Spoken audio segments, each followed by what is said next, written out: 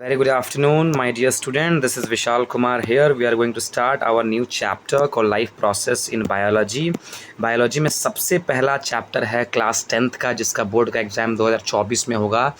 NCERT का chapter 5 जिसका नाम है लाइफ प्रोसेस, ये बायोलॉजी का फर्स्ट चैप्टर है। And we talk about the entire science NCERT, so this is the chapter 5 of the life process. We are going to start energetically about the life process, that what do you mean by this statement life process, which is very important for your board exam. This chapter is a VVI, very important, right?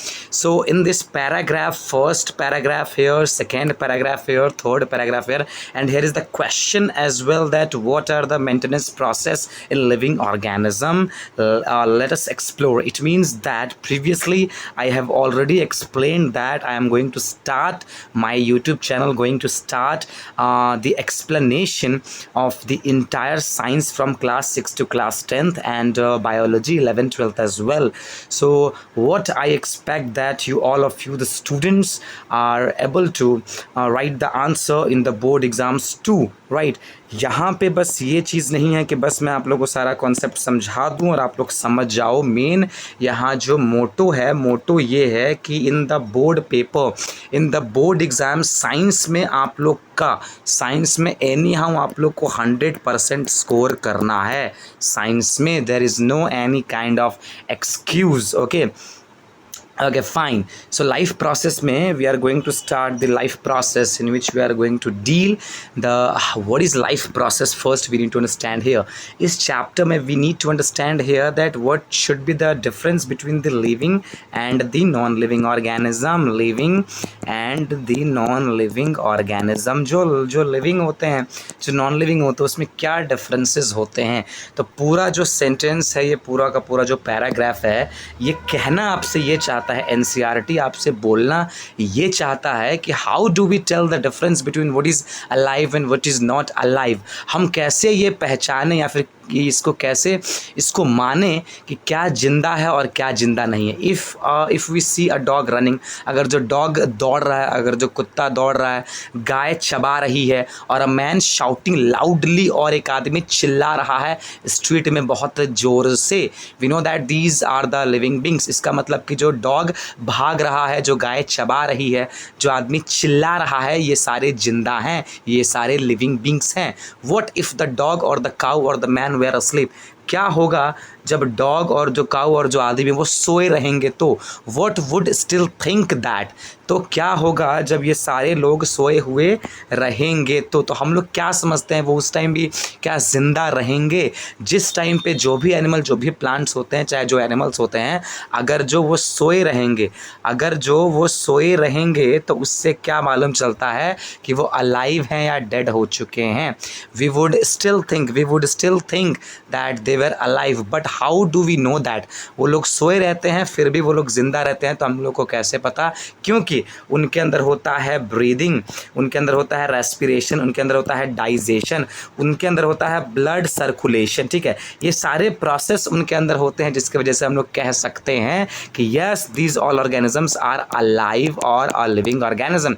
जो organism सोए भी रहते हैं वो भी ज़िंदा रहते हैं, अलाइव रहते हैं, क्योंकि उसके अंदर इम्पॉर्टेंट वाला प्रोसेस हो रहा होता है, ब्रीदिंग हो रहा होता है, रेस्पिरेशन हो रहा होता है, डाइजेशन हो रहा होता है, ब्लड सर्कुलेशन हो रहा था, और कई सारे प्रोसेस उसके बॉडी में हो रहे होते हैं। फिर NCERT यहाँ पे एक और क्वेश्चन आप सारे बच्चों से पूछता है कि all the green plants indicate that photosynthesis occur in the green plants due to presence of the chlorophyll in the leaves of the plant. But यहाँ पे क्या आपसे पूछा जा रहा है कि वैसे पौधे, ऐसा प्लांट जो कि ग्रीन नहीं होता है, ऐसा प्लांट जो कि ग्रीन नहीं होता है, वो क्या अलाइव नहीं होता है? How do we know that they are alive? We see them green, some of us will say, but what about plants that have leaves of colours other than green. उन पौधों का क्या, उन पत्तों का क्या, उन प्लांट का क्या जो कि हरे नहीं होते हैं। हम लोग को पता है कि green is the sign of indication, green is the sign, green is the sign और the indication of a life.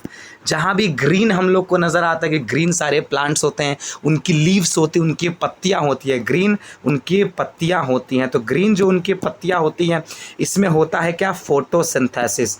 इसमें होता है photosynthesis, and photosynthesis is the sign कि लाइफ है, क्योंकि फोटोसिंथेसिस में प्लांट्स में फूड बनता है, वो प्लांट्स को हम लोग खाते हैं तो हम लोग जिंदा रहते हैं। लेकिन उन प्लांट्स का क्या, जो कि नॉन ग्रीन्स होते हैं, जो कि ब्लू उनका लीफ होता है, उनका रेड लीव्स होता है, उनका पिंक लीव्स होता है। आप रोज़ को ही देख लो, रोज़ होता है, वो वाइट रोज़ भी होता है, उसके पंखुड़ियाँ, उसके जो पेटल्स होते हैं वो वाइट भी होते हैं, वो वाइट भी होते हैं, वो पिंक भी होते हैं, ठीक है, वो रेड भी होते हैं। तो कहने का सेंस यहाँ पे ये है कि उन प्लांट्स का क्या, उन लीव्स का क्या, जो कि नॉन ग्रीन्स होते हैं। So my dear students, you don't have to worry about all the stuff. ये सारे स्टफ के रिगार्डिंग आपको चिंता नहीं करना है कि सर ये सारा कॉन्सेप्ट बड़ा उलझा हुआ है।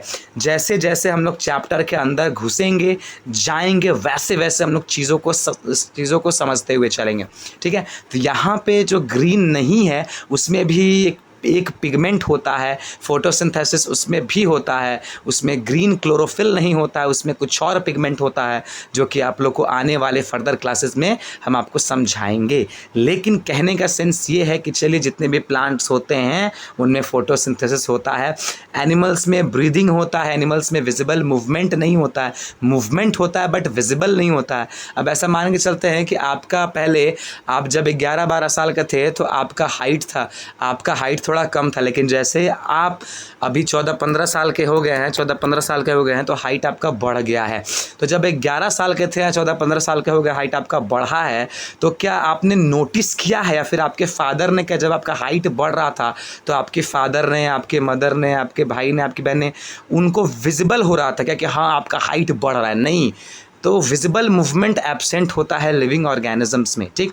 मूवमेंट एक बहुत बड़ा इंपॉर्टेंट क्राइटेरिया है, मूवमेंट एक बहुत बड़ा इंपॉर्टेंट क्राइटेरिया है जिसके थ्रू हम लोग इसको डिसाइड करते हैं कि मूवमेंट क्या है, एक लिविंग ऑर्गेनिजम्स में होता है। बट जो मूवमेंट होता है वो इनविजिबल होता है लिविंग ऑर्गेनिजम्स में, क्योंकि मूवमेंट हम लोग के बॉडी के मॉलिक्यूल्स में भी, बॉडी के अंदर जो मॉलिक्यूल्स होते हैं उसमें भी होता है, इसलिए बोलते हैं मॉलिक्यूलर मूवमेंट। बहुत सारे बच्चों को इसके रिगार्डिंग प्रॉब्लम होता है कि मॉलिक्यूलर मूवमेंट क्या होता है, मॉलिक्यूलर मूवमेंट क्या होता है।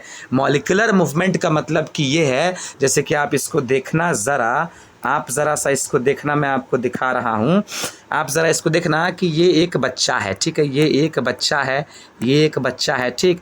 तो इसके बॉडी में इसके हेड है, इसका चेस्ट है, इसका थाई वाला रीजन है, इसका लेग है, तो इसका पूरा बॉडी का पार्ट है। इसके बॉडी के अंदर बहुत सारे सेल होंगे, इसके बॉडी के अंदर कई सारे सेल होंगे, क्योंकि हम लोग जानते हैं कि cell is the basic unit of all living organism, और हम लोग का बॉडी का सर से पाँव तक एक एक चीज़ बना रहता है सेल से। तो सेल के अंदर, जैसे कि ये आपका सेल है, तो सेल के अंदर क्या रहता है, सेल के अंदर, एक सेकंड रुकिएगा आप लोग, जो सेल होता है उसके अंदर क्या होता है, जैसे कि ये सेल है तो इसके अंदर कई सारे केमिकल्स होते हैं, बहुत सारे केमिकल्स होते हैं, इनका मूवमेंट होता है, इनका मूवमेंट हो रहा होता है, इनका मूवमेंट होता है। इसी को बोलते हैं क्या है, मॉलिक्यूलर मूवमेंट, इसी को बोलते हैं मॉलिक्यूलर मूवमेंट, जो कि हाँ लाइफ के लिए इम्पॉर्टेंट होता है। सो क्यों मॉलिक्यूलर मूवमेंट इम्पॉर्टेंट होता है लाइफ के लिए?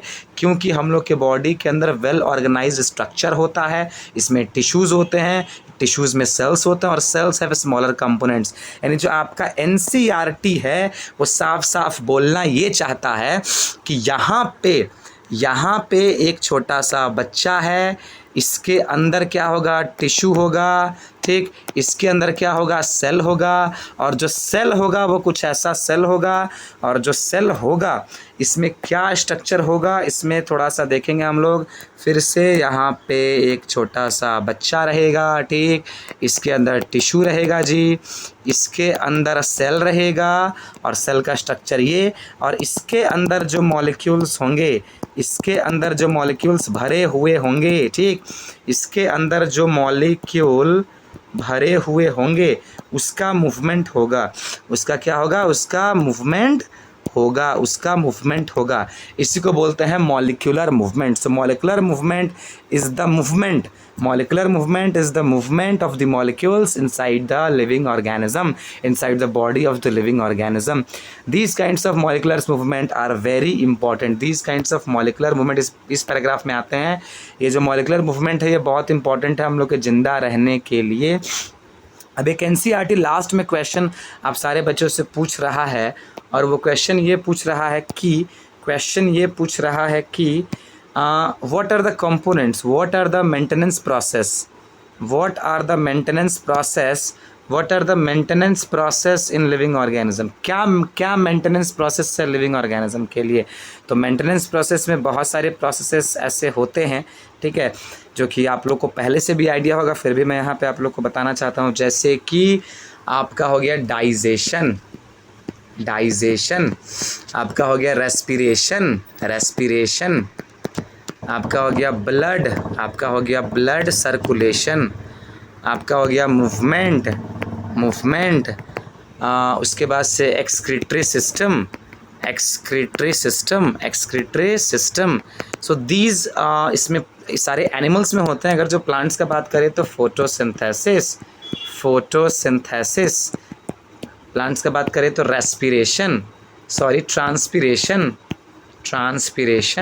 Transpiration. So these things are very important. तो यही फुल चैप्टर में आपको मैं पढ़ाऊँगा, और इस पूरे के पूरे सीरीज़ में जितने भी वीडियोस मैं अपलोड करूँगा उसमें मैं इंश्योर करूँगा कि सारा कॉन्सेप्ट आपको समझ में आ जाए। मेनली NCERT यहाँ पे जो मेन जो मोटो है वो आपके NCERT का है, NCERT national council for educational research and training. जो CBSE के चेयरमैन सर हैं उनसे मीटिंग फैकल्टीज़ की होते रहती हैं। उनका स्टेटमेंट रहता है कि NCERT से बाहर क्वेश्चंस नहीं पूछे जाते हैं, NCERT से बाहर क्वेश्चंस नहीं पूछे जाते हैं। आप प्रीवियस ईयर क्वेश्चंस उठा लो, पूरा क्वेश्चंस आपका NCERT से ही रहता है, बस थोड़ा सा घुमा फिरा के सारे क्वेश्चंस रहते हैं। आई होप कि आपको फर्स्ट सेकंड थर्ड पैराग्राफ अच्छे से समझ में आया होगा। अगले क्लास में वाटर लाइफ प्रोसेस इसको हम लोग समझेंगे। So thank you very much, have a nice day all of you.